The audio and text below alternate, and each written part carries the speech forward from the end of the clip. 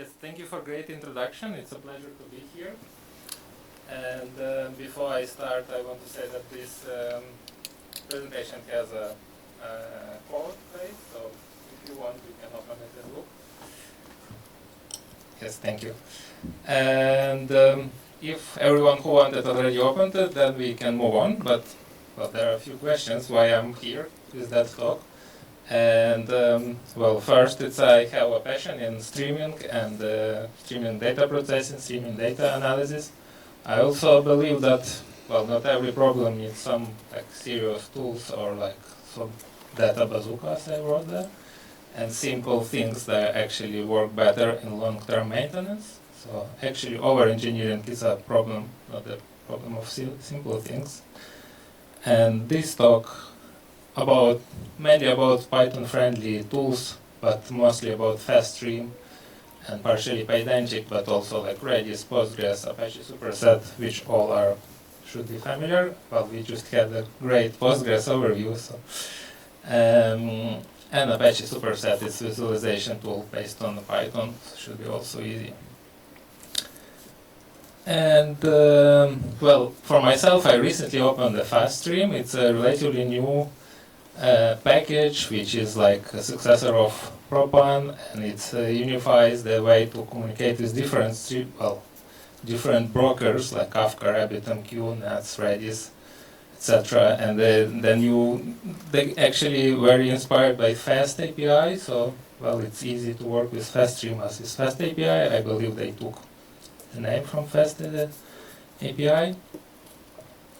They use a lot of Pydantic to validate the data, etc. So you kind of can use it as a schema for schema validation. Just Pydantic, you can just easily start without any additional tools to validate the schema of your messages. And what I like a lot working with this package, the dependency injection container, which provides a lot of built-in tools. Like you just put it in your function and you have everything well you just dreamed about. And well, it's also, as it mentioned, it's inspired by Fast API, so it similarly works similarly with any HTTP framework, but particularly with Fast API. And basically, just use it like as it's part of Fast API, for example. Well, if we switch more deeply into some parts of FastStream, I will not cover everything, but like just something important, like publishers, for example. They are broker agnostic, and there are some example of the code. And basically, there are multiple ways to use the broker. You can just like use broker publish and then work it. But keep in mind that FastStream is mainly asynchronous communication. So well, the syntaxis might be sometimes tricky, but also, well, through decorators of different kinds. And this is a bit fake code, right, because for this demo, but basically that's how you can use the publisher. Well, publishing is easy. Yeah, you just throw something, and you can validate it by Pydantic. As you can see already, example of the dependency injection, like logger comes out of the package and you can use it, and it's already configured and works well. But there's more. Subscriber even more advanced, I think, because you may have like multiple subscriber. And by the way, sorry for overloaded screens, but it's just like I said, it's worrying. That's why there is a code. Two cool things about subscribers that you can use multiple of them to the same stream and just stack the decorators. And interesting feature is filtering, where you can access the message metadata or even the raw message and then filter data directly. We will talk about this a bit later during the demo of application, but it's quite powerful tool to do some stream, like basically splitting the streams or something like that, or doing different operations with different kind of data. For example, imagine the stream has different types of schema or something like this, and then you can just still use the same stream, which might be not the best idea, but using filtering you can subscribe to different kind of schemas, which is kind of acceptable, I think. And one thing that I liked a lot is like you can actually stack them together, subscriber and publisher, and you can put multiple publishers here, so you can stream from one stream to multiple. Well, but first the subscriber must be added first, so you have to be subscribed. You cannot put multiple publishers without subscription. And here is the example of different style of publishing, where you just using the creator, you just return what you want to publish, and then Fast Stream does it for you, publishers to the stream. I found this feature quite cool, especially with some feature developments when we will be talking a bit later. And what it also does, as it mentioned, it keeps actually correlation ID. So imagine you have some traceability like open metadata, whatever, and you want to watch the data lineage. Well, you have this correlation ID that goes always the same through all the streams, etc. So far, do I move too fast or do I move too slow? Any questions? Okay, great. Well, there is a bit more than I showed, but that's like I cannot fit everything. And except of Pydantic serialization, you can use different, other serializations, and there's a bit of theory extracted. But well, you can put Auro, Protobuf, probably most popular ones. This has some. It's not that easy as it looks like, but there are some approaches, and people already developed packages that you can just use. So it's at the end it's easy. And basically, the solution to this is middlewares. At first, it looks like, well, middlewares. What is this about? But basically, it allows you to adjust the stream processing at any moment. And for example, imagine using schema registry. Fast Stream doesn't have schema registry support from out of the box, because not every broker actually needs it. Why would you use schema for RabbitMQ messages or something? Well, maybe you would. But for some brokers, you would need the schema registries, so you can actually put it in middleware basically before message is processed by subscriber, and that's the example of middlewares. Or you want to do some, I don't know, additional compression, serialization, whatever you dream about, before or after raw messages becoming like Pydantic model or something like this at any stage. And more to this, broker routing, it's basically allowing you to split the application in some like smaller pieces and then share, for example, middlewares and other parts, basically to have a bit more maintenance over your applications and dependencies. To be honest, I haven't tried in demo how would it work, because demo was like way too small to split it. But it sounds like really cool feature, at least for me. And this project is under actual development. And while working with preparing this demo application, of course, I was thinking about something that would be nice to have for any streaming processing application, is ability to window the stream. Otherwise, you cannot do aggregations or something like this. And they have it in their roadmap. They want to have it, and this will come, I think, soon. Which is, I think, will be deal breaker for many decisions. Which is more cooler, I think, it's actually multi-broker, when you can subscribe to one broker and then publish to another one in the same application. I see some use cases for this, and that would be like, because the syntax is basically the same, and you can do whatever you want with multiple brokers. If you have, for example, Kafka, Redis, you want to cache something from other broker, well, you just use the same application. And they want to extend how the custom serializers work and make the Pydantic optional, which would make life easier for those who love our protobuf and other different serialization types. So that's a kind of cool thing. And before moving to something more tangible, well, let me see. I would share my own opinion working with this package after some experience working with different packages. So I approached it very straightforward without reading any documentation. Well, hardcore.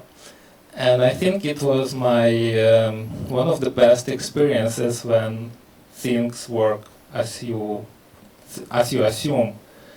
You think it's gonna be like that, and then it works. Like, so you don't really try, and then eventually, no, I need to read documentation. It's not gonna work. So I didn't look at their tutorials or something. I just quickly look at some examples, etc., and started just building an application, and it was like working. And I think it's a good quality of any package if you based on your experience, you take and you have some assumption, you have some biases, right? And then if you start working, you assume something gonna work like this, right? And then it works like this, probably it's a good package, right? Even though I found some things that need to be improved, would be working better. I hope they somehow will utilize some new features from Python, like multi-threading, etc., and other things. Yeah, I'm looking forward to multi-broker setup and windowing. That would be great. Without windowing, of course, you can only use it for basic things, because you cannot aggregate data, you cannot show something like really real stuff. Of course, in this demo, we synced data to Postgres and then Apache superset windowing over Postgres. Of course, you can do it in SQL. What I also like about their approach, and I think that's because of multi-broker setup, they don't try to introduce some fast streaming SQL like many packages. Doing we have our own streaming SQL, because streaming SQL is quite theoretical thing here, and it biases people that they think, oh, it will be as easy as working with SQL. And then when you try, you understand it has nothing in common with SQL. Well, it just translates your SQL to something, and then all your expectations fail. And also streaming SQL, as I mentioned, it's a bit like theoretical thing here, especially in joining streams. It's impossible, right? At least we are not smart enough yet to create join for streams. And basically it just lets, okay, you don't have it, you don't think about this, you don't consider it, and that's it. Because from my experience, packages who provide it, people immediately, oh, it has SQL, it has to be easy, let's try it. Then it's not easy. So I kind of like it that they don't try to do this, but I think they have no choice, because I can see SQL for Redis, for example, or RabbitMQ, so they don't do it because they can't. And basically, before diving into some demo, any questions about this theoretical, boring stuff? Yes.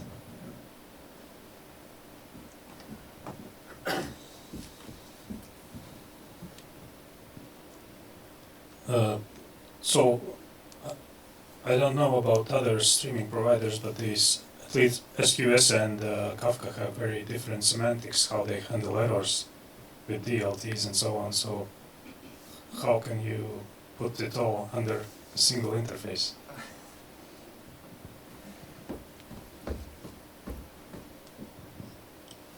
this is a valid question, really, definitely. And I think there are use cases where this will not fit, especially for like high availability, high reliability, etc., mentioning like Kafka, etc. I looked a little bit inside of the code base. Well, what is there? Like maybe there is a RD Kafka. Yeah, they actually trying to implement their own bicycle, and they just, for example, yeah, you cannot tune that.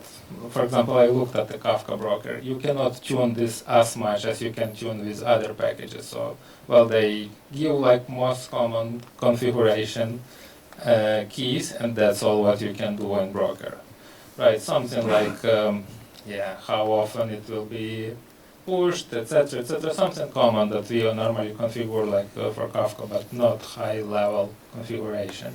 So basically, it would mean for some very serious heavy load applications, probably you would not consider this, at least at this moment. So it doesn't fit. Okay. Yes. So this is a bit like a schema what is in demo application. Blue rectangles are applications that use FastStream and then Redis Stream and the Postgres and the Apache Superset as visualization. And I wonder any questions about the choice, why I consider it's Python friendly or something like this, maybe. If not, then we go to the code. Oh, okay, well, time to do some read code. And well, I mocked like a kind of a real. I tried to mock a real application, and I explained why the models look like this.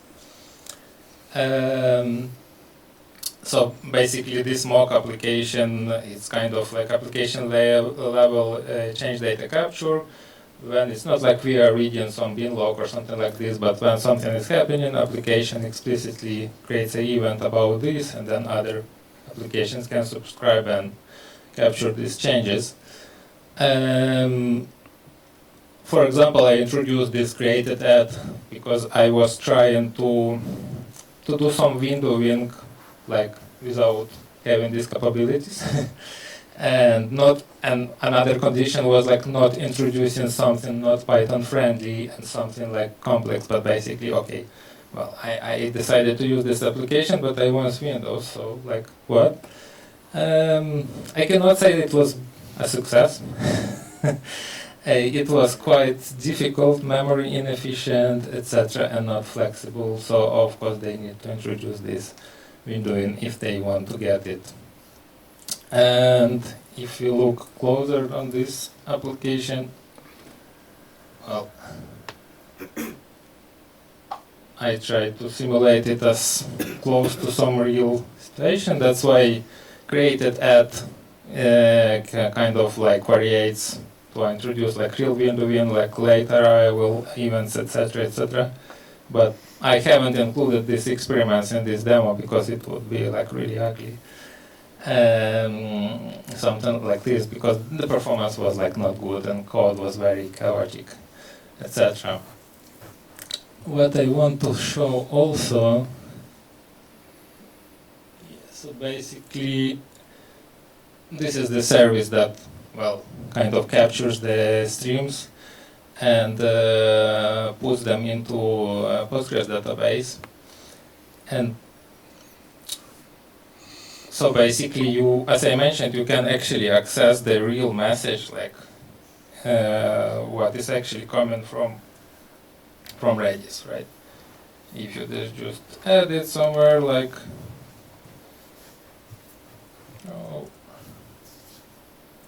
Redis message, and then there was like first confusion because I wanted to get for some other experiments the Redis message ID, but this is not Redis message ID.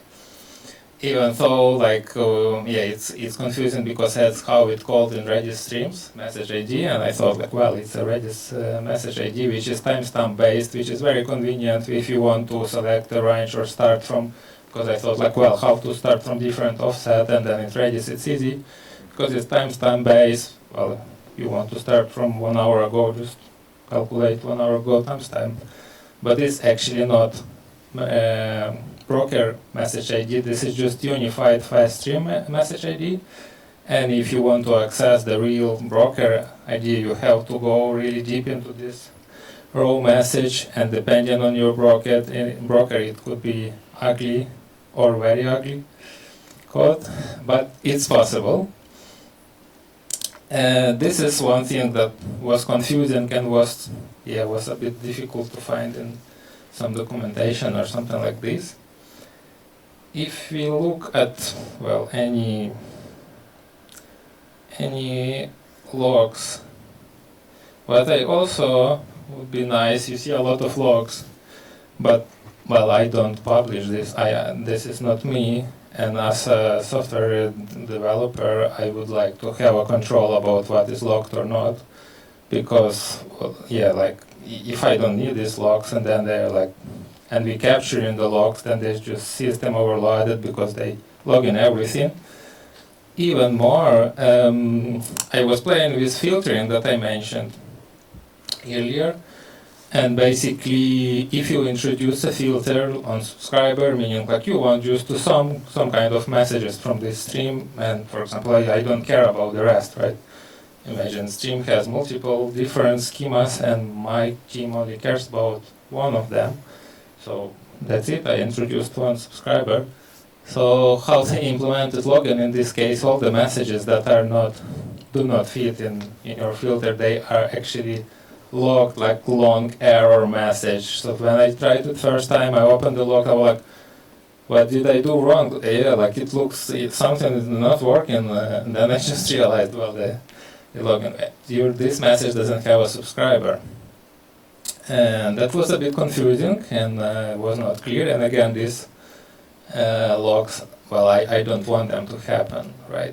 Also at info level, well, okay, if I could, of course I can set some global configuration, but I want to, out of the box, to not have this login, because if there is application that monitors for errors, which in my case are not business errors, right? I don't need these messages. Then this application would be sounding alarms, yeah, something is going wrong, but nothing is going wrong. So I think it would be wiser from them to give me permission to decide, well, what to log and how to log, etc. Also, I think it would be interesting to look, well, this is the Redis Streams, as I mentioned. Well, this Redis commander called it timestamp, but this is actually the keys, and I wanted to do some offsetting based on timestamps. And basically, that's the output. What does Apache Superset for us? I started this like maybe a few hours ago when I arrived at the place. It said that politics is so high, but technology is still better. And basically, yeah, I can show how these charts look like from Apache Superset point of view. Well, you create a data set. This is just SQL, right? What for windowing? It will be difficult to find, or well, directly from the database or just custom SQLs. So that's what I tried to avoid and do it with just Python windowing, but well, Apache Superset is still Python. And basically for some use cases, you may have like early Python setup to have real-time dashboards without any complex tools. And as those who clone the repo, you see they are in containers. So basically they can go into Kubernetes and can be scaled to whatever your budget allows. And if, well, you tolerate what was asked about what if it's like serious application with heavy load, then, well, can be enough. to handle most of use cases, I believe. And basically that's, I think, all I wanted to show. We can take now some questions. Please raise your hand and I'll approach you.